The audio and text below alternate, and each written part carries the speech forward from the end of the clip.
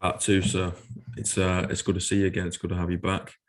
And Like you? I said, part two, we're going to dive into the business, mate. I want to know everything about it.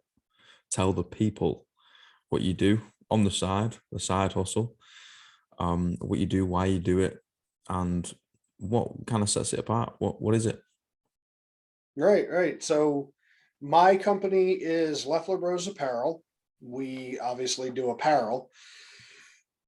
There are a lot of companies that do apparel, and when we started to look at getting into it, and I say we, let me lay groundwork. I have four kids, three boys and a girl. My two oldest boys are now 19 and 15. And so I've always called them the Leffler Bros. Mm, Kind of like you would see a plumbing company, like Leffler and Sons or Mulvaney Bros or things like this. And so that kind of lived organically, well ahead of the idea of starting any kind of company.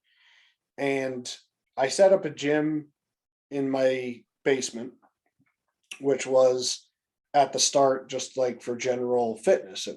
I was doing a lot of trail running, things like this. I had lifted for football and other sports in high school, and then general fitness type lifting there out until I had my oldest son and the second, and got busy building a career and things like this. But a little later in life, so let's say I'm 38 at the time, I'm 43 now. Let's say I'm 30, 37, 38, and I'm doing a lot of trail running, and I'm getting back under the barbell and just for general fitness. And the more I the more I do that, the more interested I become in powerlifting, specifically because I'm almost 40 and I've never really focused on, hey, how much could I squat, bench, and deadlift, if I really put some effort into it. And so the gym was, Leffler Bros Barbell Club. And this was just kind of a way to make it a fun, somewhat serious atmosphere for myself and my sons to take training somewhat seriously. So the idea of Leffler Bros is where it comes from. I have a third son who's also a bro, and he's 5 now, and then a daughter who's 2. So she's the sis. And so that was kind of the genesis of how that came to be. I started with, like, making a banner for the gym, and then random t-shirts, very very low quality, type of stuff, but things that I felt created a bit of a buy-in type of culture. You felt bought in, you felt committed to it because it was an entity of itself. And I think anybody who goes to a gym that they really love and they really love the culture and knows exactly what I mean when I say that. It's different than just slogging down to do the shit you really don't feel like doing. It's more of an atmosphere that you enjoy going into. It's going to raise the energy level. You're fucking going to get your fur up a little bit. You want to throw around some weight, break a sweat. And so that was what I was going for, and pretty well achieved it that way. Again, very low level design work at that point in time. But I spent some years, 4 to 5 days a week without fucking failure, getting in and doing my work. And powerlifting became like part of my blood. I had to do it. I loved to do it. And the grind of it, I just really found it a metaphor for everything in life, anything of meaning in life. And so it became, culturally, it became my life. It became part of my life. It became something that I do, like eating breakfast or, getting my full-time job emails done. And I started to really like the sport of it beyond just what I was doing. I was starting to pay attention to some of the higher level lifters and the different federations and things like this. And so the click over kind of came from two reasons. The first being I wanted to be able to involve myself more in the sport, and in a way that made it better, right? I mean, I think that's a good attitude for most things in life. Like I said, powerlifting is a great metaphor for life, as I'm sure weightlifting or any other meaningful, Mhm. effort driven and need for consistency style, endeavor. But I saw that this sport really was, it had a lot of potential, and strength sports in general. I see just a lot of potential in them, and the athletes are really like, the best of the best are really very, very impressive high level athletes who get looked at like people, participating in their hobby, which is true to some degree. Yeah, It's yeah, it true, is. but it's a shame that that's the case. And so, like any pro sports model, if you can get if you can make it easier for the athletes to focus on their training, they're going to they're going to do better. If the performance is better, then the interest is higher. If the interest is higher, then sponsors will get involved. If sponsors get involved, it amplifies that. And if you can add media, good quality media that educates and keeps people up to date with what's going on, then all the better. So, the pro sports model, or even like I say an MMA, boxing MMA model, they're pretty easy models to follow. So that was part one. And then part two was, I was I had kept tinkering with design work. Mm. I had gotten a little better with, with the tools, with Illustrator and, Procreate and Photoshop. And I had started doing things on my own that generally was a creative outlet for me, with some of the philosophical and religious things that we've previously discussed. And so a lot of like symbolic representation of these ideas, which also drove me into learning more about like the symbology that like alchemy uses and other religions, besides just Christianity and such, and Young, and all these things, all this kind of mixture of stuff. And so I'm by no means an amazing designer. I'm still a very new designer type, but I think I have something of a style, and I think that there's something in that. And so I felt very much like those things and powerlifting live together. A lot of the idea of shadow work and, things like this, and touching into your wild side, and truth, and what is really true and what isn't. Like, I think all of these things are kind of universals to people, and anybody who's really pushing their limits, especially in a way that is consistent over time, where you have to, no matter the day, no matter the weather, no matter the mood, you have to get in and try to put in the work. And so I figured, fuck it, man, let's give it a shot. What's the worst that can happen? And yeah, and so I kind of just kicked it off. I started to learn, how to get my website set up, and started to learn about printing, and I'm still learning every day. That's what's the fun of it, by the way. Mm. It's a win the whole way through. Even if the thing, even if people don't love it and it tanked, I was on a bit of an adventure, and I've kind of opened up this avenue where, in my full-time job, I'm considered somewhat of an SME, a subject matter expert in what I do. It's not to say that I don't have more to learn there. I'm sure I do, but you're talking a long time of building a career, that the motivation for continuing there diminishes. But this was all new. Over on the Leflar Bro side, the design and the actual physical work of it, and the marketing of it, and the working with athletes, and working with media companies, and working with federations. I could bring some of the best skills from my full-time job over and marry it to this adventure of learning that I have, and make a new thing out of it. And that's what I've been able to do to some degree, to some success, for the past let's say a little over 2 years now. Wow. I fucking love how that started, man. Just kitting out a gym, letting your lads train, you know what I mean? Be in an environment which is constructive, it is positive. We're in here doing something, you know. in your house, right? You don't have to worry about the intimidation of going to a gym or the money or anything like that. It's like, now we're gonna go downstairs, right? You're gonna observe, or you're gonna join in and work out. And then, it kind of created Leflar Bros was the two fellas, and now the three fellas plus yourself.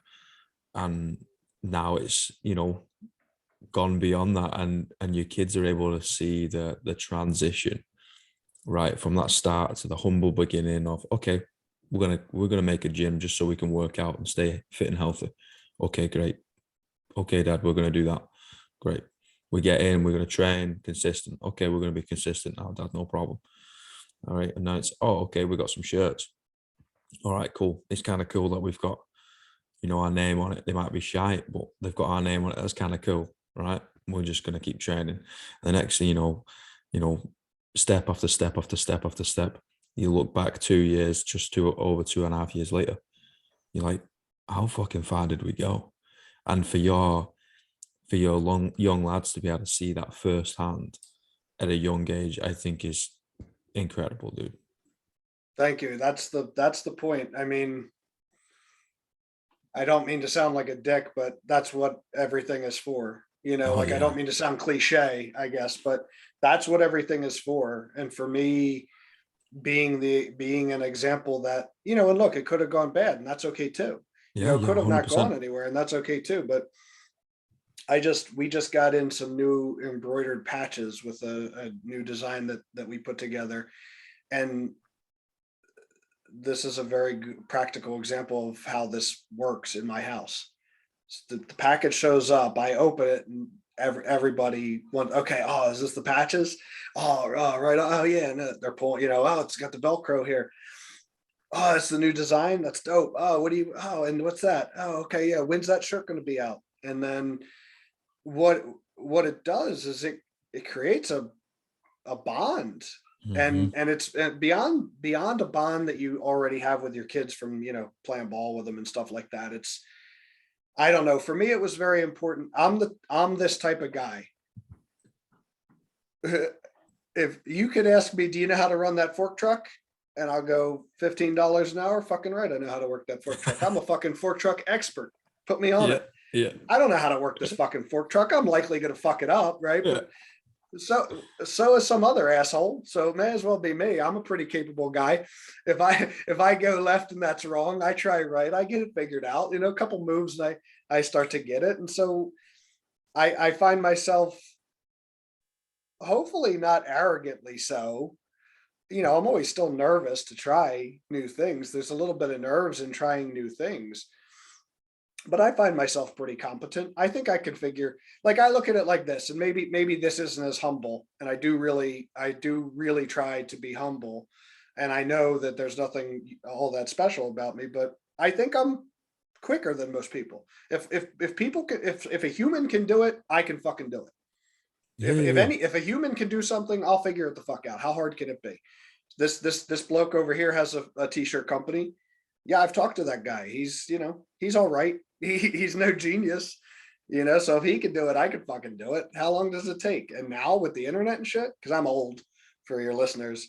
I'm 43, so I'm old in my sphere, like powerlifting is probably, what the average age of a powerlifter is, probably 22, These 23, days, yeah. something like this. Yeah, yeah, yeah. So I'm an old head, but now you have the internet and shit. You could figure out, I'll figure anything out. I'll figure anything out. So I like my kids to see that attitude as well. That's what's Hmm. important to me, is it doesn't really matter if it fails some of the time, because that's the point, right? I think we talked about this last time. That's the organic computer that we are. We have to try left before we know that right was the correct answer. Yeah, yeah, yeah. It's the man in the That's how we arena, man. map things. Yeah, that's right. And that's how we map things. So like that example to me is wildly important for my kids. I want them to see that no one has like superpowers beyond you. You can just grab it and figure it out. And Mm. it's not going to be right the first time. It's not going to be right the third time. It's never going to be right. You'll always be able to make it a little better, but you've got to stack up that experience to be able to do it. And so that's super important to me personally. I mean, just from an individual standpoint, being able to go through those processes Yeah. and get a little better each time is super important for me. But to have my kids watch and participate in that as a way to teach them what I think is probably the most important, one of the most important lessons, like top three, is just grab it and do it. Don't, Yeah. be nervous, but don't be afraid. Be confident that you'll figure it out, because you will. And then the more that you take those steps, couple steps into the unknown, and Yeah. oops, oh, all Yeah. right, I got it right over here. Like the more you do that, the more comfortable you get going out into the discomfort, which is Yeah. like where life happens. Like that's where actual life happens, Oh yeah. not in your phone on the bus scrolling TikToks. That's like the ultimate comfort. That's comfort beyond comfort. That's too comfortable. So you got to get out where living actually happens, is in that 20, I like the 80-20 rule. 80% routine, so that your life feels in order, so that you feel confident and capable to go explore that additional 20%. And so Leffler Bros for me started as part of my 20%. Mm. I also think it gives them confidence to be able to tackle anxiety, right? And I don't mean if you got like super bad anxiety and it's crippling and medication, it might be the option or whatever. I'm saying within the quote unquote normal means, right? Because Mm-hmm. it's just an emotion. But now it's like, oh, okay, because I'm a nervous bloke anyway, right? So I've been coaching 12 years, but before every time I ever coach, I'm a nervous piece of shit.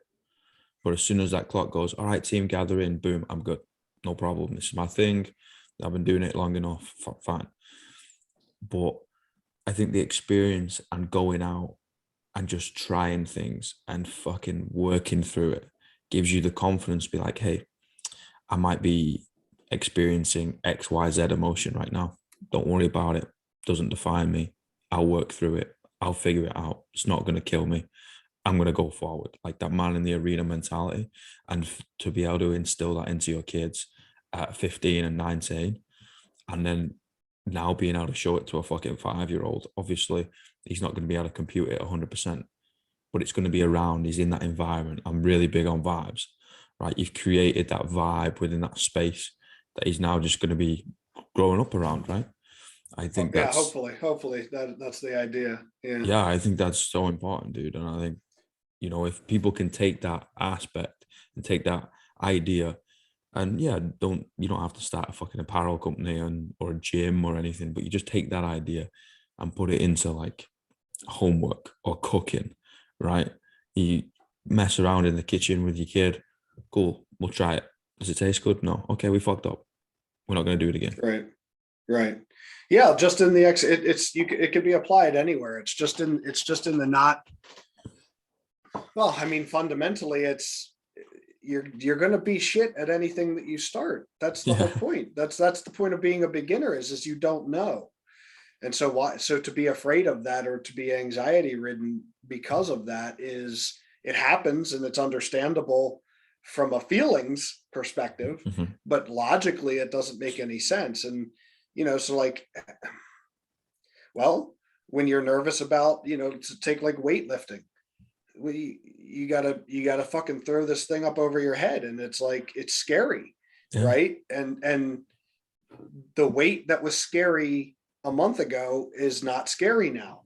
A little bit of higher weight is, and that can continue infinitely, but the point that it's the doing. I just am a big person. I'm a big believer in taking action, not foolish action, thoughtful action.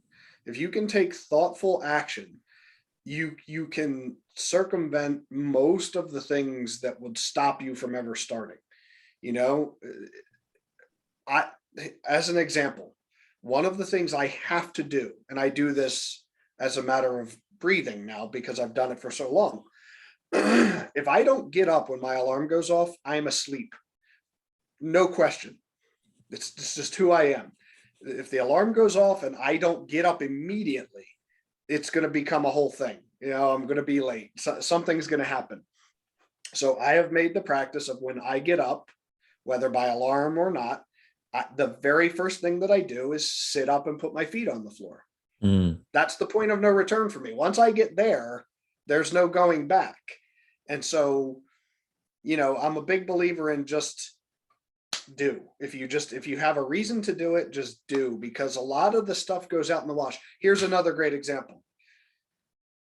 I had never rollerblade, like I had never been on rollerblades, but I played hockey, so I had ice skated some. I wasn't a great ice skater, but I got by.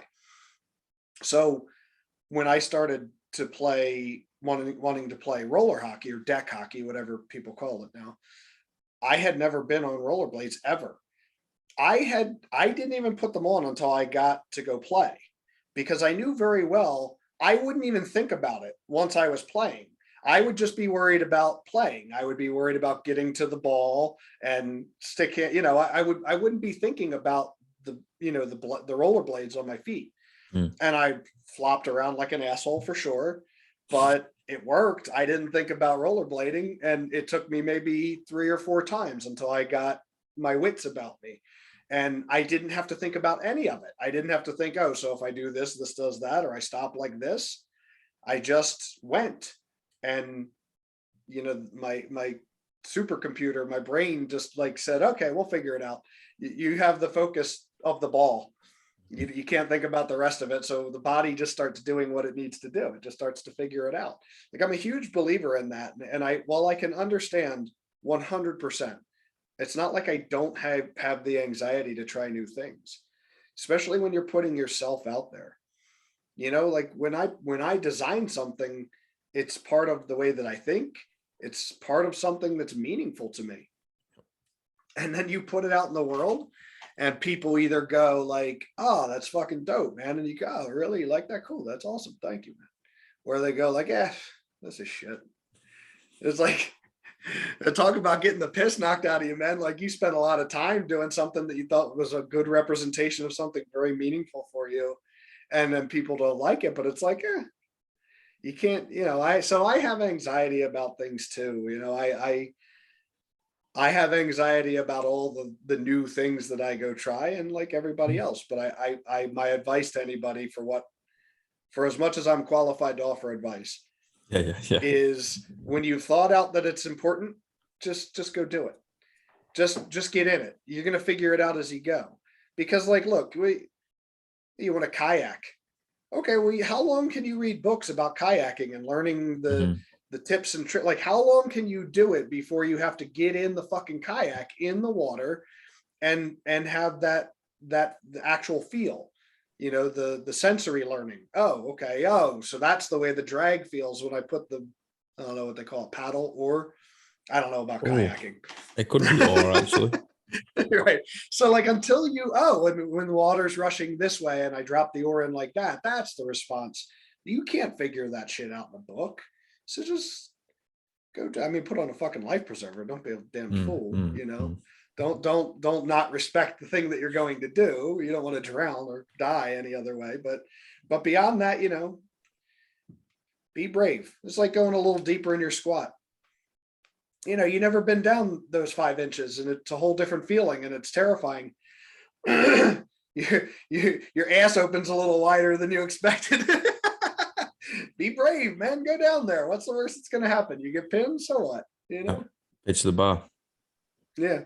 Yeah, that's it, right. man. I think just doing it, right? I mean, Nike said it a long time ago, just do it, right? And we kind of just have disassociated that with them and just like the little tick or the shoes or whatever, right? But there's some magic in the doing, 100%.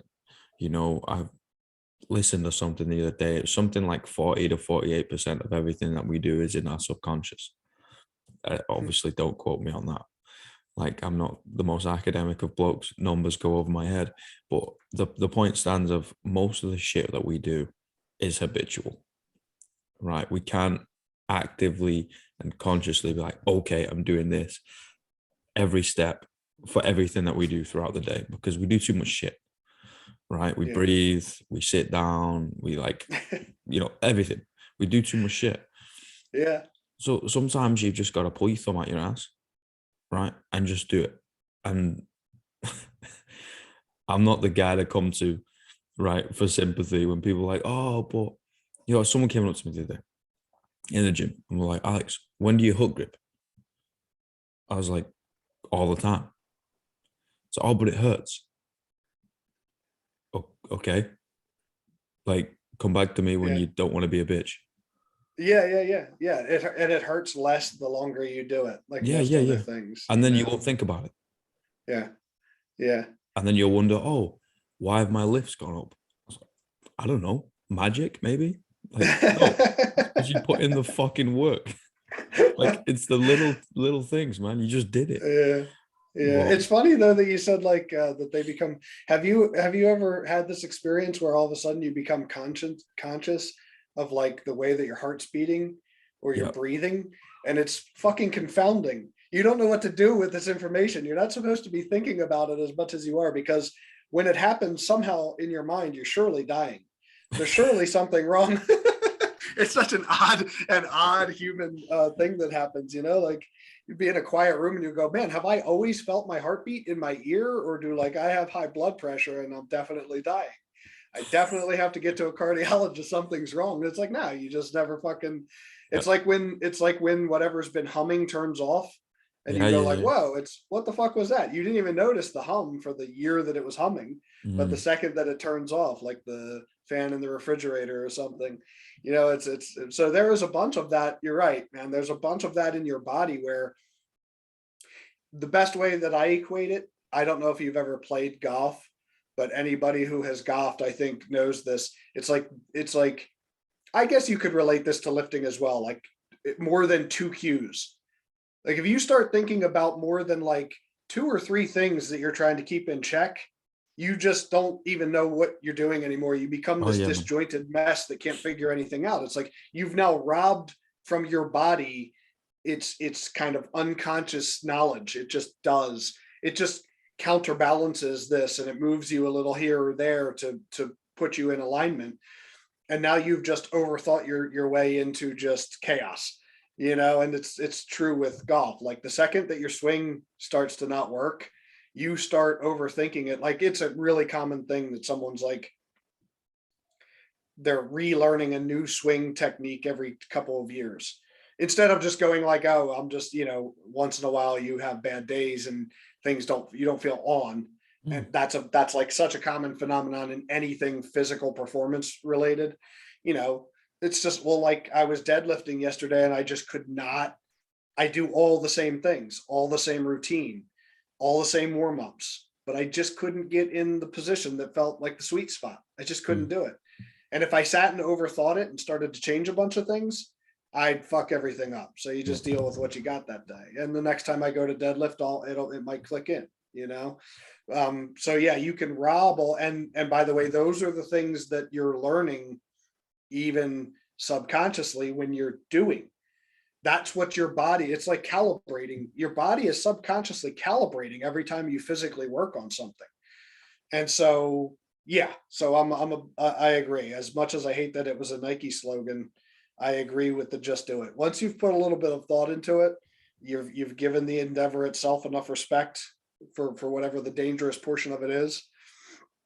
You've learned enough to be aware, like Mhm.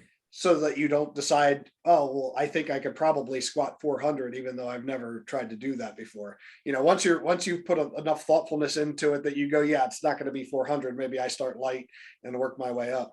Once you've put enough, respect on it and just general thought, you're not going to get any more information that's useful. Mm. You're going to get a lot of book information that probably is going to confuse you. Like I think we did talk about this last time, and the basic idea behind like what you would tell a new trainee. Like you're not going to, if I were to put my son under the bar for a squat, I'm not going to be worried that I'm going to be worried about very little.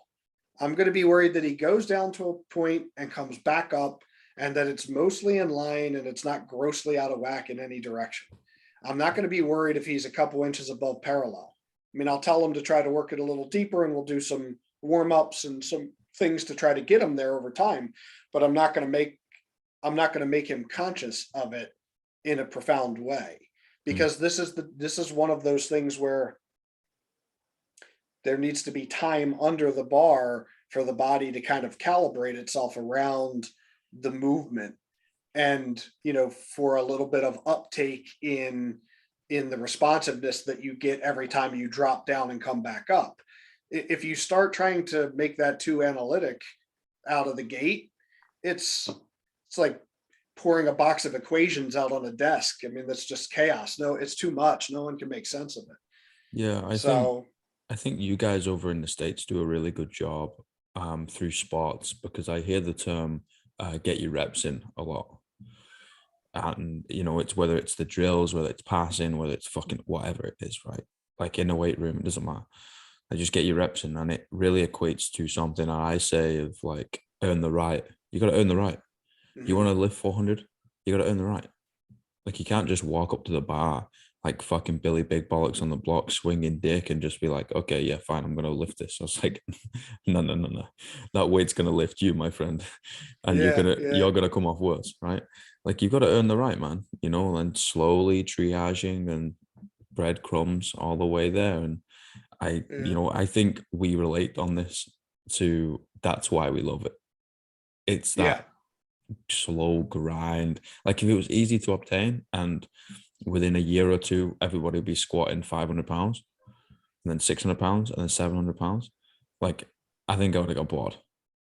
yeah, yeah. Agreed. I agree 100%. One of the things.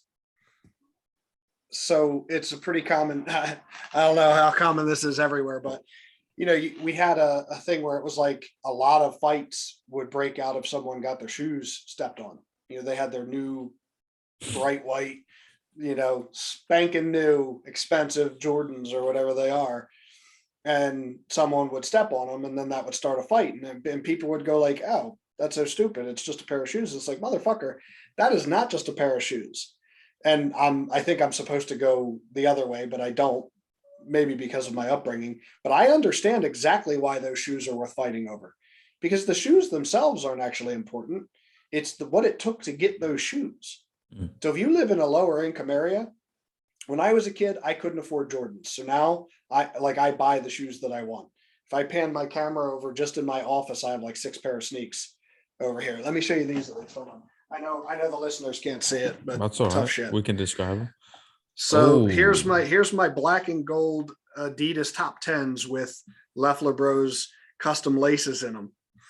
And mm, like, so are the shoes themselves that important? It's like, no, but the fact that I am able to get these is important to me, and I want them taken care of. They represent the effort that it took to get them. When I was a kid, I couldn't afford that shit.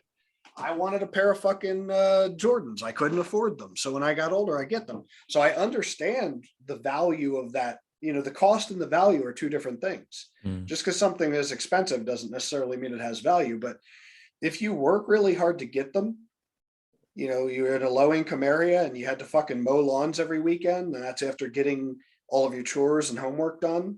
And you did that for the whole summer so that you could get a fresh pair of fucking kicks, so that when you went into school, people saw how fucking fly you are, how fucking good your style is.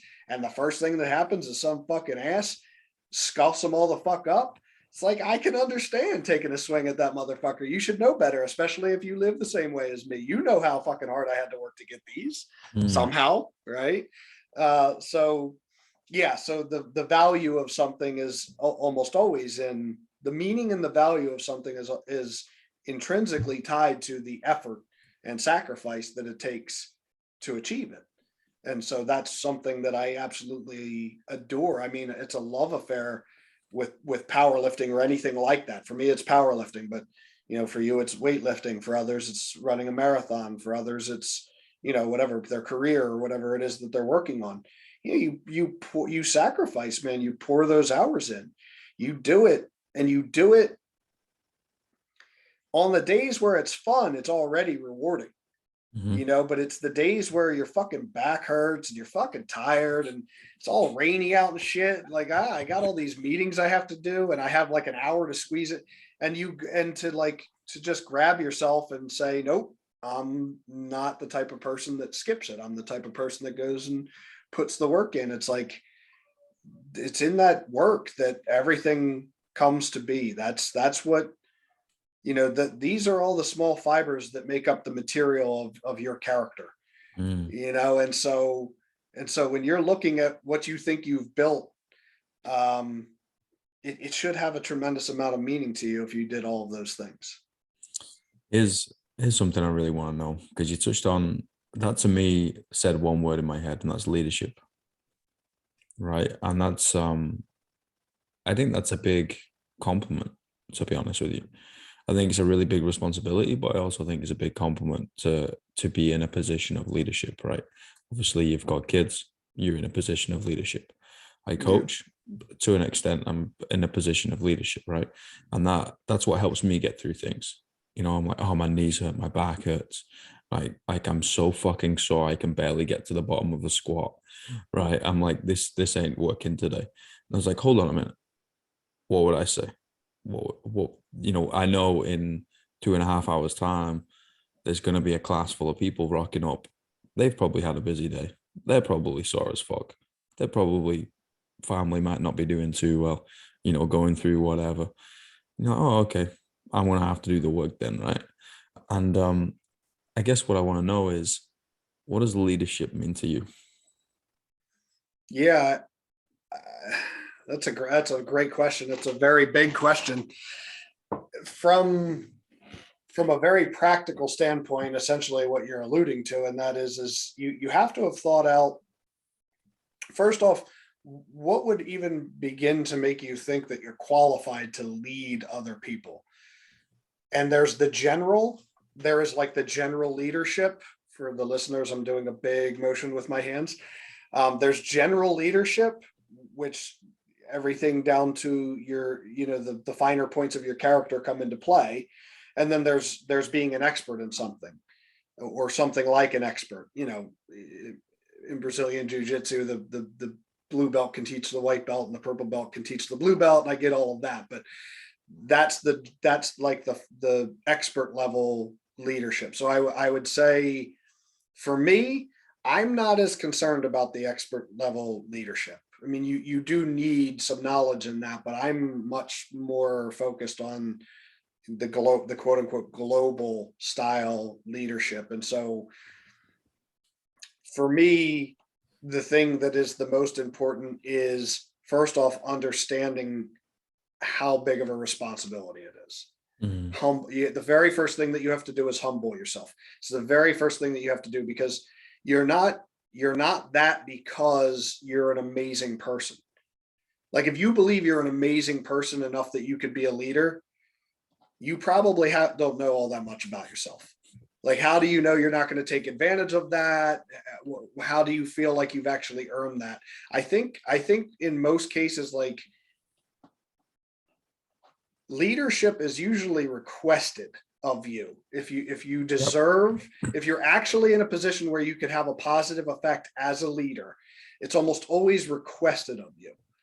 It's not something that you can just proclaim. I mean, you can, but time reveals all things. Mhm. And so if you're going to say, why would I even be a good leader, you better start to dissect all of your parts, and you better understand your weaknesses. You better understand where you where you can make mistakes. And I mean that in a very deep and profound sense. Like, do you like being a leader because you're helping people, or do you like being a leader because you're in charge? And if you like it because you're helping people, do you actually like helping people, or do you like that good feeling you get when you help people? And that's hard to escape, and that's a very, very deep thing. And it's a Rubik's cube. We're not going to turn around too many times in this discussion. But for me, I think leadership almost finds you if what you're doing is pure. If you're humble and what you're doing is pure, the fact that people want to follow that happens by osmosis, as I like to say. Mhm. It tends to happen. And that isn't to say you need to sit back and wait for it. As you become more competent in things and feel that you have well thought out and well acted out, traits, then you can start to exhibit them and find your place in it. But leadership for me is in a very simple way, is taking on the responsibility of shaping someone's journey, whatever that journey may be, and being a positive contributor, so providing value. And so, man, I got leadership is so hard. I wish I could say I wish I could give like a one-line quote that would kick ass in a graphic, but I tend to find that that's far too simplistic for very big things. I'll tell a story. My grandfather, so my mom's dad, it's a guy named Charles King, and he was a leader, and he never asked to be. Never once, never not once in his whole life was he asked to be. He was a leader because one simple reason: he approached everything genuinely wanting to be helpful. That was it. Mm. And not from a weak perspective, not like, oh, what could I sweep up for you? But like, he wouldn't insert himself. He wasn't looking for power. He wasn't looking to be a leader. He took it on. He was in the States, and this is dying, but we still have it. We have like Rotary clubs, so we'll have like the Kiwanis or the Lions here on the East Coast near Philadelphia. And so my grandfather was the president of his Kiwanis club for something like 8 years or something. And all that these Rotary clubs do is figure out a way to better the community, whether that's highway cleanup or setting up a fair or doing the annual firework show or whatever it is. That's all that they exist for. It's just men, usually, at least traditionally, of the community who have come together. Now, the side part of it is it's also networking for business and such. Tom over from the Rotary Club, and he does insurance, and you need insurance, and so it's also a bit of networking in that regard. There are some positives that come from it, but when he did things, it was never like, what can I get out of this, or how many people can I get to listen to me? He was the benevolent king in the stories. People came to him and said, "Oh, Charlie, we'd really love for you to run for president next year. We think you've done a great job on these initiatives." And, he didn't go like, "None of you have done everything that I've done, and I demand to be the president next year," like the tyrant. And Mhm. so leadership to me means being the benevolent king, not the tyrannical king. It means leading by example, it means figure your own shit out before you start trying to tell other people what they should be doing. And when you do, it should be in their best interest and not yours. And if it's not that way, it's wrong. And that will reveal itself. It will be negative, not only to the people that you're purporting to lead, but to yourself in the long run. It's not the right way to do it. Yeah, I completely agree. Like I wrote something down, um, and it goes something like leadership is never taken, it is only placed on the shoulders of the worthy. Very good. Um, because I believe if you try to, I'm in 100% agreement. Because I think if you try and take it, it's just tyranny. Yeah. It's just forced, like the disciples. For you have to follow me. You have to, because I've got the right answers. It was like, whoa, now we're treading in pretty deep waters here. Like things can go wrong real quick. I was like, whoa, like leadership is listening, mate. But now you're talking first and it's enforcing this thing. I'm like, whoa. This is a slippery slope. So yeah, I completely agree. I think it's given to people, and I'm kind of obsessed with understanding why certain individuals get this title of the leader. Why do people turn to certain individuals? 'Cause I find it Competence, fascinating. Competence. competence, and competence of character. But I do want to touch on something, and that is you do see it both ways in the world. And but what you see if you're a student of history or people in general, what you see is take both of them. Start with the tyrant who takes the lead and starts to force the way they think things should go, and then take the benevolent who is asked, and people follow their way because they've seen, let's say, the purity and good results that come from it. Well, now as they rise with their quote unquote followers, either by choice or force, the group that is bought in will always outperform the one that isn't. The bought in group is the intelligent group. They're intelligent because they didn't allow themselves to be forced into something they didn't believe. They made a thoughtful decision to align with somebody who they observed and measured to some degree their competence in whatever the endeavor is. And so, barring sheer number or equipment or anything like this, if you have a tyrant with 1,000 followers and a benevolent king with 1,000 followers, from a competence standpoint, the benevolent king and group is going to far exceed the other group. The problem is that does get skewed by other variables. But like, you look at like 300. Why were, besides strategy exactly, but even knowing the strategy plays into this. Why were 300 soldiers 300 Spartans able to hold off, the number varies, but let's say quite a bit more Persians, I think it was Persians. And the answer is they chose to be that, and that's what they studied, and their leaders led by example. The leaders were not forced in place. They were chosen of the community. So these are men who are so good they were chosen by other really good men to be at the tip of the spear, and so meritocracy, competency, it's the only way that it works. And the only way that works without having some amount of poison in it is if the aim and means are pure. You can't say, oh, well, the ends justifies the means. Horseshit. That never works. That's a lie that people tell themselves to get what they want. You can't have a pure end with impure means, plain and simple. And so, yeah, if we're talking global leadership, that starts with being a good person. And by good, I don't mean declawed. I don't mean good, you follow all the politically correct. I mean good, like truly good over time, as we really know it to be, not the way some ideology presents it. If your intention is just to add value and be the best you can be for the people that you feel responsible to, and you're going to do that not only with your expertise, but with the whole of your character, you're not going to lie, you're not going to deceive, you're not going to ask people to do things that are immoral, right? Then you're likely always going to stack up higher on that competency, ladder. So that's just my opinion, at least.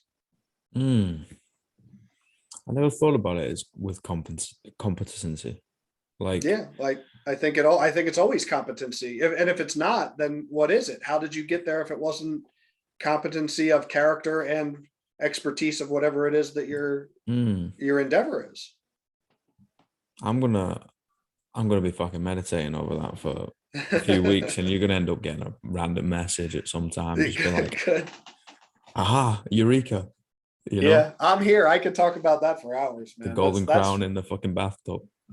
Yeah. I mean, and that's, and so I'll when people don't like that, it's because they feel less than it, and the ideal judges them, and that's resentment.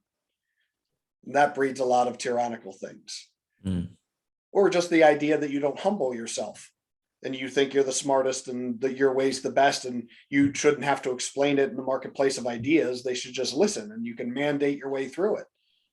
Well, look at our whole COVID situation. Yeah, we've seen that. We couldn't. Yeah, we're just going to tell you how it needs to be done. And people could argue me left or right on that, but the point is once you've mandated it, you've made yourself a tyrant, whether you're right or wrong, right? You've circumvented the step where you elaborate in the marketplace of ideas and people buy it of their own volition. And if you want to say, oh well, people are too stupid to understand that, it's like, well, fucking maybe, but where are you going with this? So Mm. because you don't like what the majority has to do, weren't you elected by the majority? Isn't that how that worked? Right? So you could be right and they could be wrong, but you still have the burden of making it understandable and making it stand out as something in the marketplace of ideas that's viable of each individual's own volition. Mm. Because making rules, we'll go down a rabbit hole with rules, but mandating rules is not leadership. That's just tyranny. Now, making sure that people understand we have these rules in place and here's why, right? I mean, there are certain rules that I don't think are arguable. Thou shalt not kill.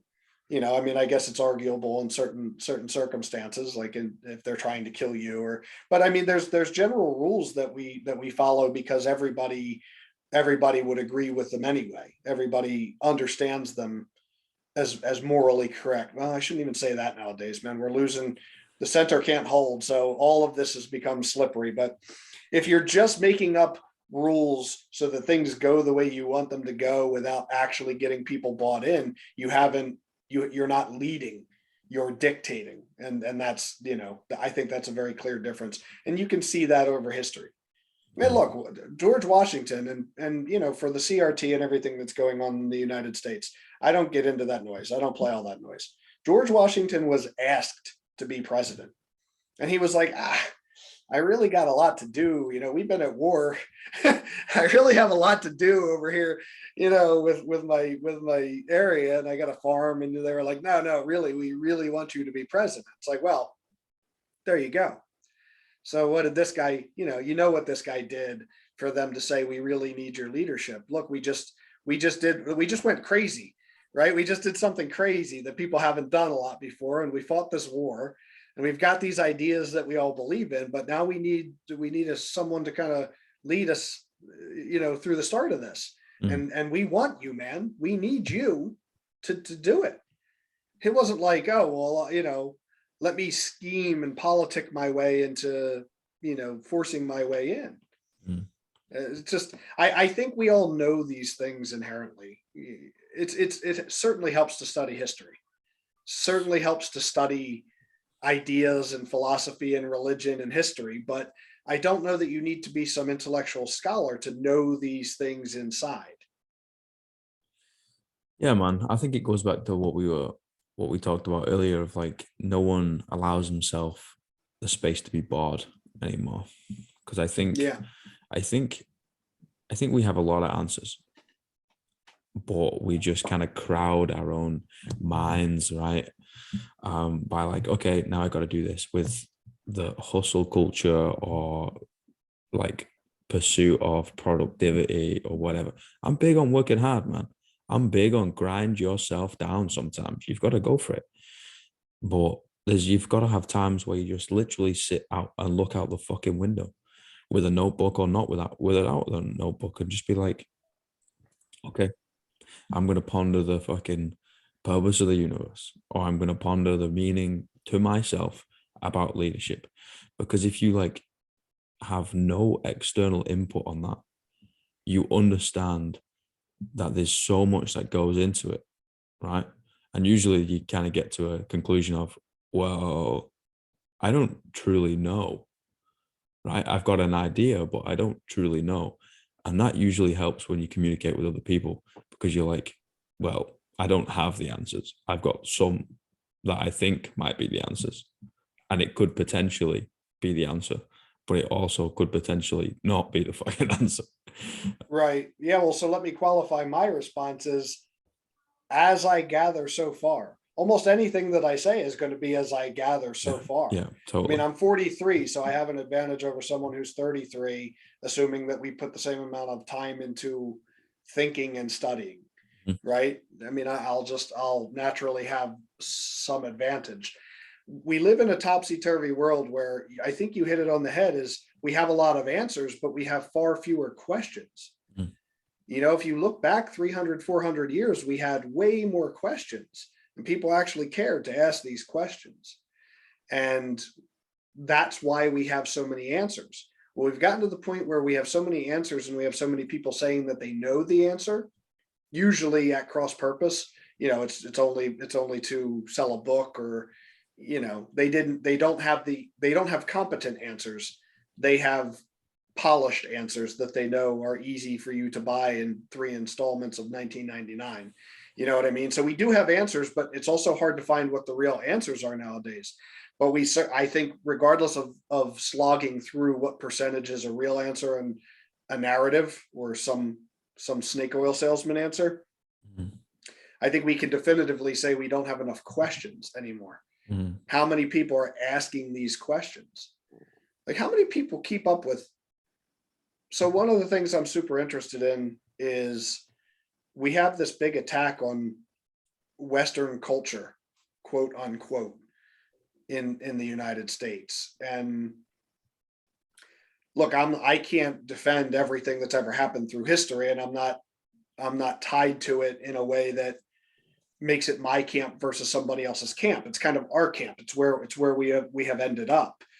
But I think that so much good has come from it that used to be appreciated and is now just flat not appreciated. People are so comfortable because of what Western culture has created, and it has its faults. Capitalism has its faults, like all things. So this is not a blanket defense of anything. But how many of these people actually understand what Western culture is? I think that the average American that's 15 to 25, when you say Western culture, they think, oh, well, the English came over and then we fought the English and we're the English here now today. And it's like, well, that's not Western culture. That's not even the half of it. Like, that's not even the quarter of it. That's such a small portion of it, Mhm. and so if someone can't qualify to me that they actually know what it is, they're they don't get to have a strong opinion about it. They certainly don't get to dismantle it. It's like you got to know how to put the radio back together before you take it all the way apart, if that's what you're relying on as your system. You can't just dismantle the whole thing and not like, what's this doohickey, and just throw it. You don't get to do that, certainly not when it's for everybody. um and so, yeah, I don't know. I mean, I would make the argument that everything that I say, if I'm bothering to say it, it's because I actually have put some thought into it. And it is by no means the final fucking answer. It's just Yep. the way that I see it now with the data that I have today. And I think that it's probably, if I'm talking about it, more informed than the average person. But I don't it's not like my idea, man. It's not like I came up with this at my desk in solitude. Mhm. I mean, this comes from, this is, what do they say? On the shoulders of giants. I mean, this is the collective, unconscious of everybody, of humanity. These are the things that everybody has. We talked about that tactile try and fail and try again. This is the culmination of that. We have the benefit of going through all of these ideas and seeing how these ideas have played out over time, and then measuring them against our own, I'm going to say soul, because I'm Christian, but moral, whatever another person calls it, morals or their heart or whatever they call it. You start to be able to measure these things against that and say, okay, does this make sense or does it not make sense? Mm. And how has that worked and who put it forward? And the bottom line is you can, this is why I always go back to these kind of primordial truths, or I found another term for that I thought was pretty cool, but it escapes me right now. And that is that I think some things are inarguable. They're baked into creation. So like when I say competency, I believe that fully 100%. I believe that that's baked into nature. It's baked into creation. Why why is one animal the best hunter versus another animal? Is it because their father gave them a cushion? No, it's because it's because they're the most competent. It's irrefutable. There's no other mechanism. You know what I mean? I mean, you could argue, oh, they're in this environment or that environment, but that's all just horseshit. Dial it down to if you had three, what's a lion called? A pride? If you had three prides of lions, and now for lions, the lioness is the hunter, and you have, which is usually the case where you have like 30, 40 females to a male, and then you have other males milling around, but that they're just the ones that couldn't beat up the male who's in charge, right? But if you have then a lioness who is by far the most skilled huntress, I don't know what the word is for that. It's not because there's no other mechanism that elevated them there. It is simply competency. That's it. That's it.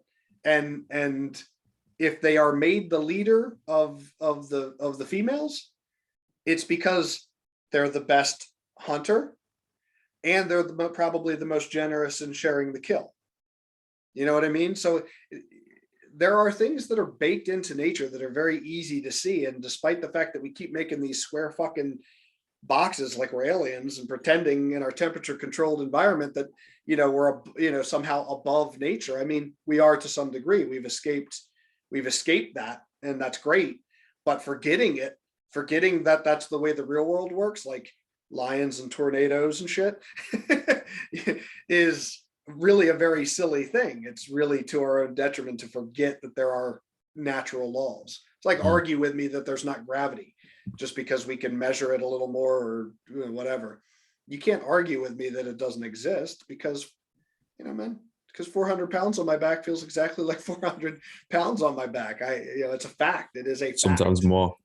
Sometimes more, right? So anyways, I probably went on a whole fucking rant there, but there it is. No, brother, this is why I love this stuff, right? Because it gives me something to mull over. Like I'll think about it and it'll be at the back of my head. And the next thing you know, whether it's 2 days from now or 2 months from now, I'll be like, oh, yeah, okay, I see it from a different angle now. It could be because of an experience or it could be just because it came to me, right? Whatever. I'm like, oh, wow, okay. Yeah, I see that perspective. And I'm not going to have, well, I could do have your perspective, but it would be down to fluke, right? It'd be down to chance. Like I didn't grow up in the States. I don't have your upbringing. I don't do your job, and vice versa. So the way we see things might be eye to eye, might not be eye to eye, but it just always provides me with something where I'm like, oh, wow. Oh, that's really interesting. Okay, let me think about it. But what's so interesting about that is there are a lot of things at which we will both and others arrive at Yeah, despite all of those differences, right? yeah, Those are the things that I'm looking for. Those are always what I'm looking for. Because this is another big thing in the States here where everybody's going on about lived experience. And it's like, yeah, I mean, shit, everybody lives a different experience. And even if even if you're twins, you live a different lived experience. It is what it is. We can't perceive things 100% as another human perceives them.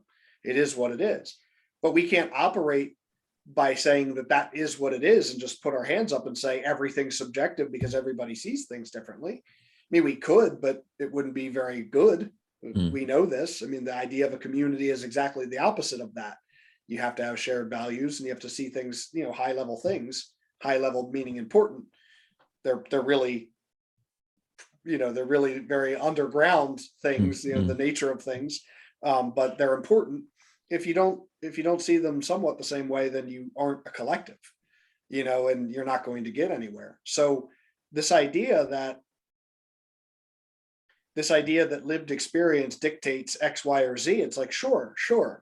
Someone who came up poor in the States versus wealthy in Canada, or whatever the differences are, they're going to see things a little differently. But they're not going to see a tornado differently. yeah, yeah, And people, I can hear all the arguments in my head, and I've got to stop doing it because then I start having these like ghost arguments. But like you could say, oh yeah, but if you were in a wealthy area, a tornado is different than if you're in a poor area. It's like, yes, fucking absolutely, after the fact. But at the time where the wind is fucking slamming your building and throwing you through the air, you're in exactly the same position. Yeah. You know what I mean? The tornado doesn't care about your economic position. It doesn't even care about anything. It just fucking tears through. It is what it is. It's nature. It is what it is. And so for me, you can take all the different lived experiences, you can run all the different variables, but as you start to hit high level or primordial, however you want to look at it, from underneath, from the roots, when you start to hit these heavy ideas, these heavy principles, they're universal, in my opinion. I mean, they're pretty universal. You can do that with it takes some simplification in some cases, but you could do that with just about everything. Like, what's different about being Hindu or Christian? You know, like there are a lot of differences, right? You know, Rig Veda is what you would read if you were Hindu, and you'd, you know, Ganesh and all the, and if you're Christian, you read the Bible, likely the King James. You know, if you're Anglo, and they're different stories and blah blah blah, but they're not different stories. They're at the seed, they're the same fucking stories. And what blooms from them is ways of being in this world that work the best for humans. That's probably a gross oversimplification because it also touches a very spiritual, you know, aspect in you. But religion, spirituality in the end always ends up being the same thing. And a lot of the stories are the same thing. This is the thing in religion. I'll just one thing. Oh, but the story of Noah is just like the Epic of Gilgamesh. It's like, yes. What are we arguing about? What are we arguing about? That there was a flood, and because things were bad, quote unquote bad, there was a flood, and things needed to be made new and right. Yeah, but it's just a direct ripoff, and so it's not literal. Yes. And is there any fucking less value? Isn't the value exactly the fucking same? So why? So what are we arguing about? Right? Like, are we arguing? Because I'm not. Yes, I know the Epic of Gilgamesh. I know it. It's fantastic. Yes, I know the story of Noah. It's great. I like the movie as well. You know, like, what are we actually arguing about here? Because the basis of it, you know, the actual important parts of the narrative, tell it with 100 different characters, 100 different ways, as long as it doesn't lose the moral of the story. It's the same fucking thing. It's the same thing. Harry Potter is the Bible.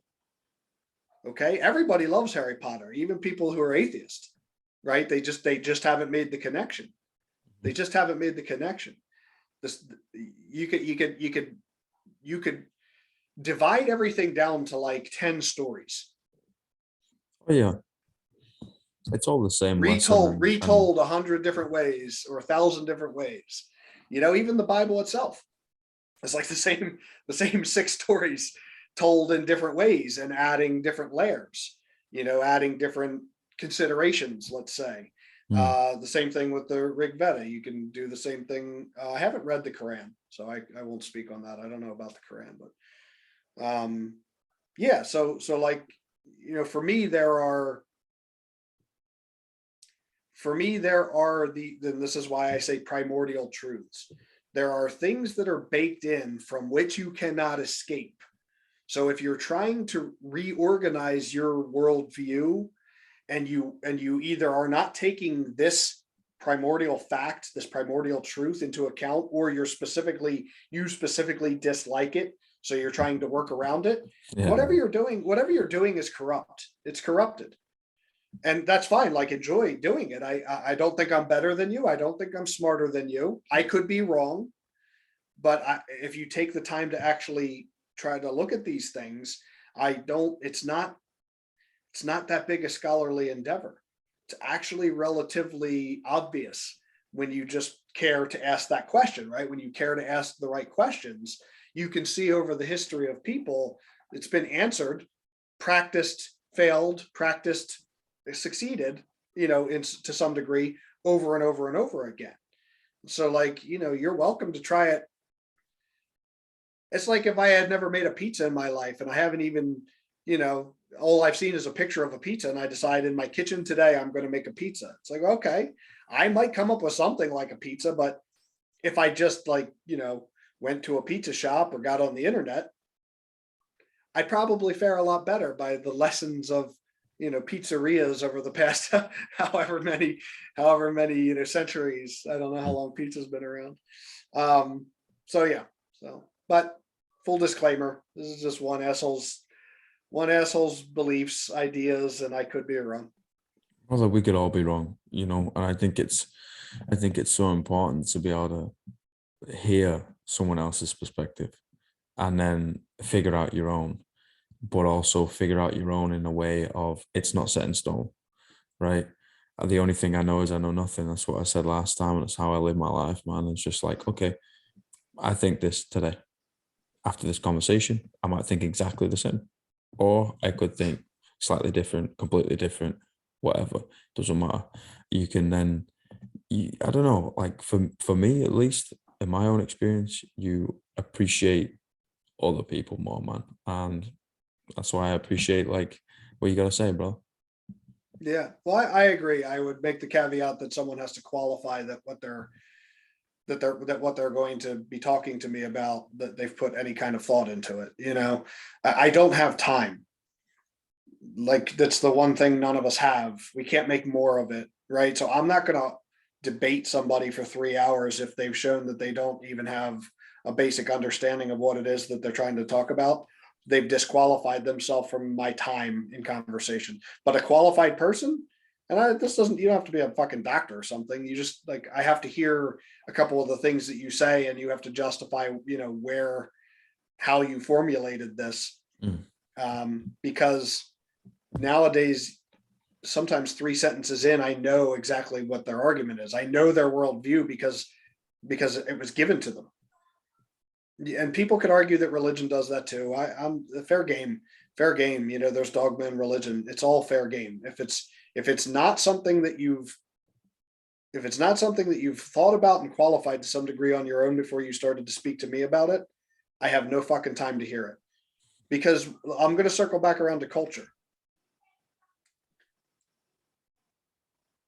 The reason that it was important for my kids to have culture in a gym in my house was so that they felt part of something that they couldn't let down, that they felt part of something that motivated them, and that they knew that they were part and parcel with the building of it.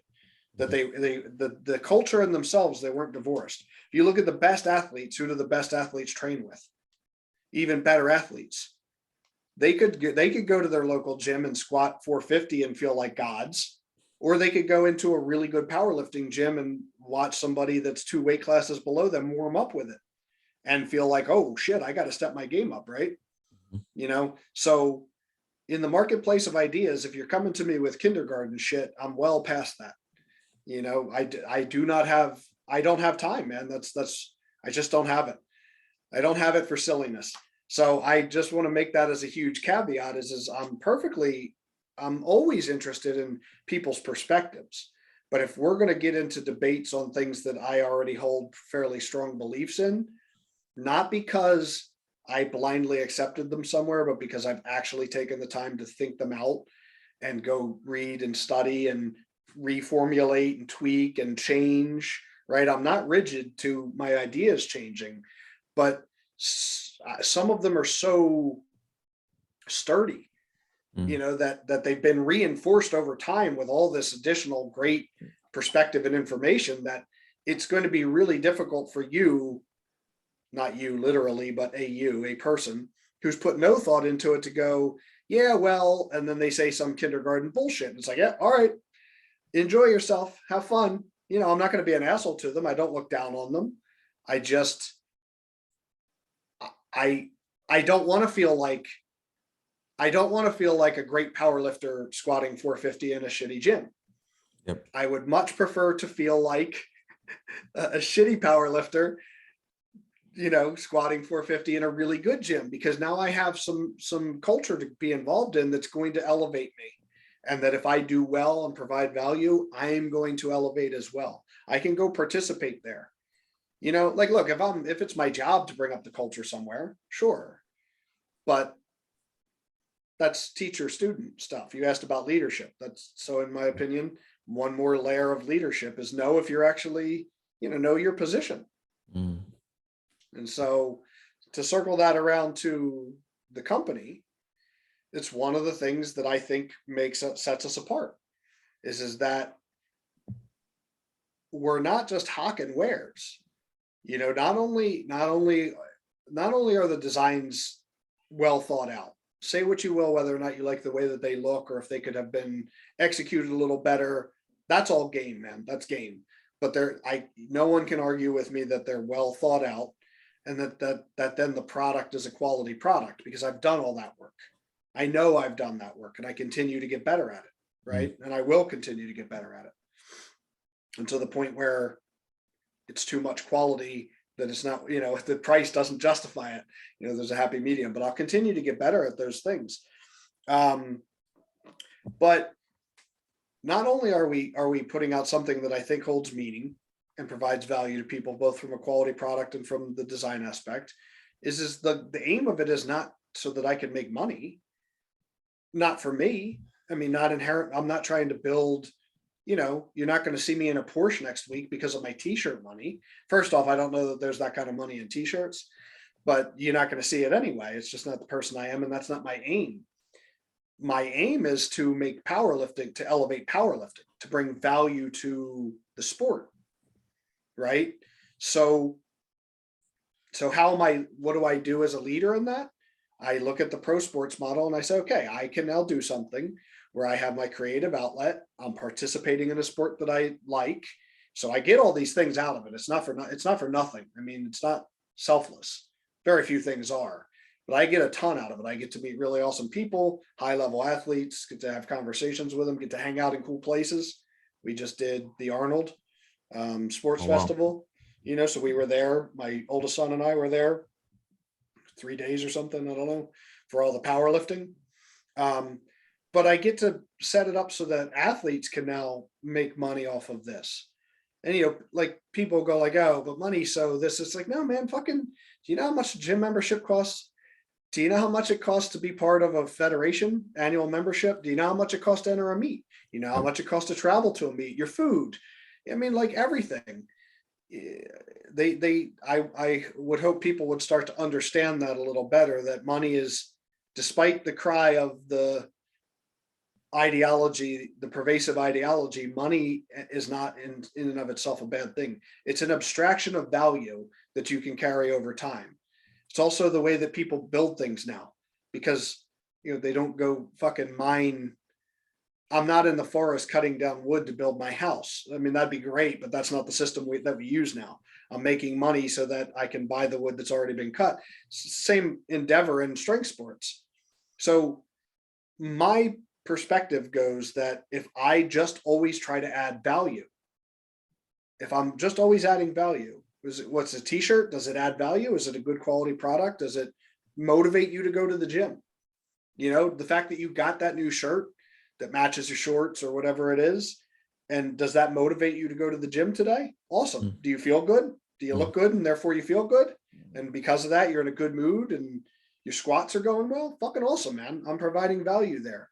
Is there an athlete that now doesn't have to take that second fucking job so that they could, instead of doing that, they can train a little more and make sure that they're eating properly and get the sleep that they need? Well, that's adding value, because that's just going to be better for the sport. Better athletes make a better sport. Oh, hey, the profits that I took from that and sponsored a meet. We sponsored a meet where like 150 people went through the meet. It's 150 people that got to go have that experience, not from us solely, right? Because there's so much that goes into it. We're a very, very minor part, but we're some part, and that's value add, and that feels really good to me. And if then one of the other pillars, I call them pillars, the 3 pillars, is media. So we sponsor a podcast called Two White Lights. It's a powerlifting podcast. It's the best powerlifting podcast, strict powerlifting. And one of the guys who runs it, Angelo, is also one of our athletes. So we're able to get money to improve these things. The podcast has gotten better since we've been involved in it, and more people know about us because, we get the ad read at the beginning every time, and Angelo kills it on the ad read every time. So it's just, I'm always just trying to add value, positive value. Am I adding positive value? And my belief, seriously, not as a sales pitch, not as oh, I'm a service-based leader, none of this hokey horseshit, is that will come back to me. It will. I don't care if it does or doesn't, but that's the trick. That's the magic of it, right? When you just try to add value and you try to put out something that truly gives people positive, they want to come for it. They want to come back to it. They want to support it. So I say building culture. It's like right in one of our things. I'm attempting to lead a movement to build a culture that is based around humble hard work and adding value. And so if I do that even a little, look, I mean, if 10 people change their perspective on how they view things for a more positive way, shit, man, that's a success. As long as I didn't have to compromise my integrity, that's a fucking win. Like every one of these are wins. Bro, I can't tell you. Here's the selfish part. The feeling that you get, not only seeing your shirts on people, like, especially when it's not set up, like it's someone who bought a shirt and they like the shirt. And now they're wearing your competition shirt in a powerlifting meet. And they went fucking 8 for 9 and PR'd every lift. It's like, first off, that's really fucking awesome. Like I cannot tell you how awesome that is to me.